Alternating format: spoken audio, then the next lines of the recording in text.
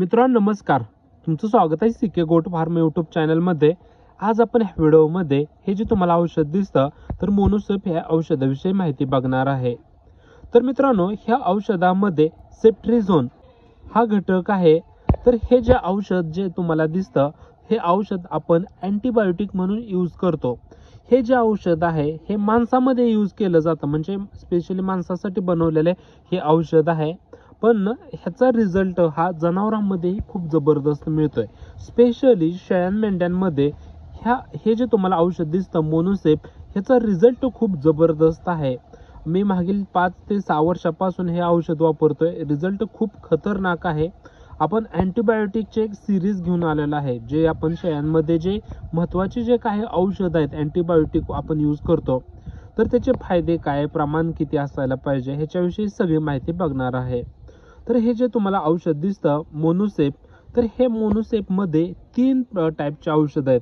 म्हणजे इथं जे तुम्हाला 1 ग्रॅम दिसतं, तर इथं 500 mg मध्ये पण आहे।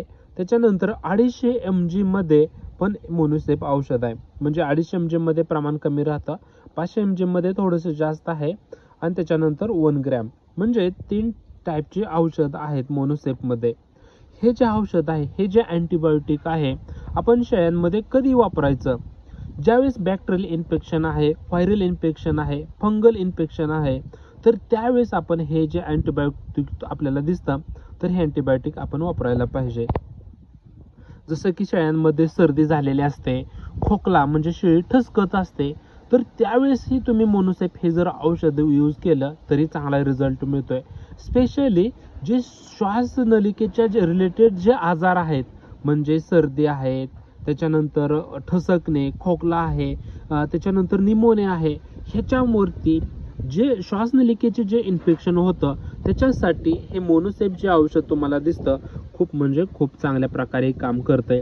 जसं की शेळ्यांना ताप आल्यानंतर हे आपण औषध वापरू शकतो, किंवा एखाद्या शेळीला जखम झालेली आहे तर त्या जखमेमध्ये तुम्ही अँटीबायोटिक हे औषध तुम्ही वापरू शकता।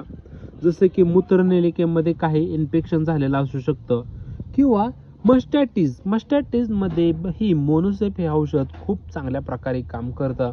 त्याच्यानंतर सूज आहे, त्याच्यानंतर काही प्राण्याच्या अंगावरती इन्फेक्शन झाल्यामुळे फोड्या असतील, जखम असेल, किंवा ते स्किन इन्फेक्शन आहे, तर हे स्किन इन्फेक्शन दूर करण्यासाठी मोनोसेप हे जे औषध आहे खूप म्हणजे खूप चांगल्या प्रकारे काम करतंय।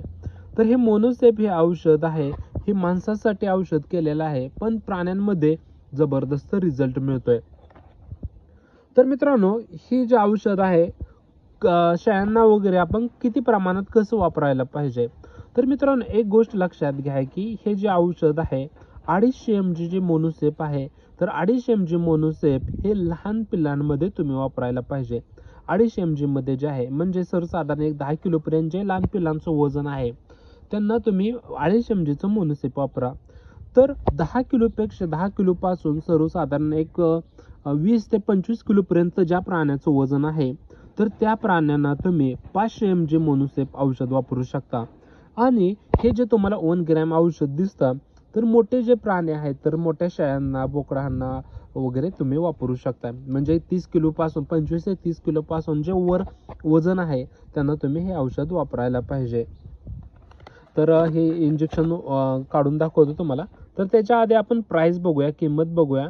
तर ह्याची जी किंमत तुम्हाला जी दिसते 69 रुपये आहे। म्हणजे 1 ग्रॅम जे मोनोसेप हे औषध आहे तर त्याची किंमत हे 69 रुपये आहे। तर एक्सपायरी डेट वगैरे बघून तुम्ही हे औषध घेणं खूप म्हणजे खूप महत्त्वाचं आहे। आपल्याला 2 औषध दिसतात, म्हणजे एक म्हणजे काय ते लिक्विड आहे आणि एक पावडर आहे।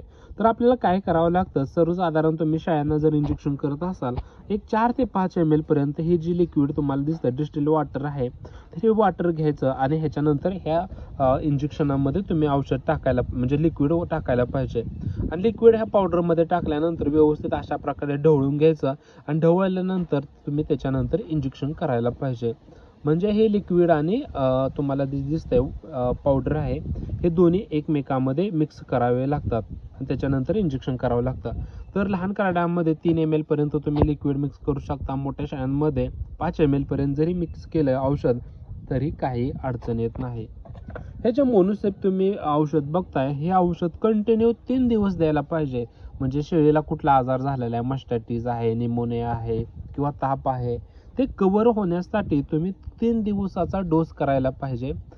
तर काही अडचण येत नाही किंवा ही औषध इंजेक्शन केल्यानंतर प्राण्याला जळजळतंय वगैरे असं काही प्रॉब्लेम दिसून येत नाही. तर मित्रांनो, हे जे औषध आहे, तर हे औषध गाभण सेफ आहे का, हा खूप लोकांना प्रश्न पडलेला असतो. तर हे जे औषध तुम्हाला दिसतंय, हे गाभण सेफ आहे.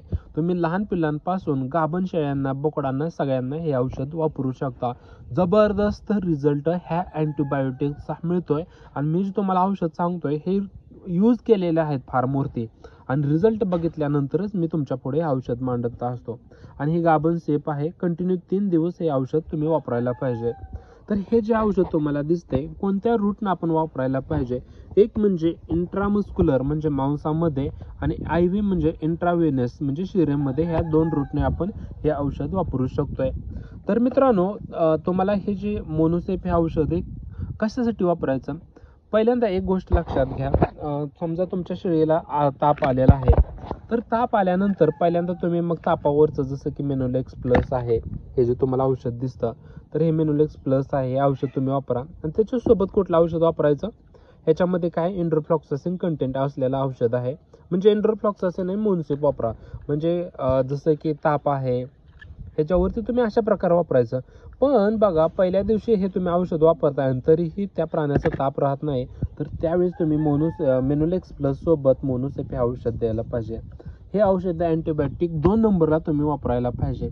मी शेळीपालन व्यवसायामध्ये 3 अँटीबायोटिक हे जास्त प्रमाणात वापरतो, तर तिन्हीविषयी पण व्हिडिओ बनवणार आहे. तर मित्रांनो, तुम्हाला मोनोसेप विषयी माहिती कशी वाटली जरूर कमेंट करून कळवा. चॅनलवरती नवीन असाल तर चॅनल जरूर सबस्क्राईब करा, लाईक करा आणि शेअर करा. धन्यवाद.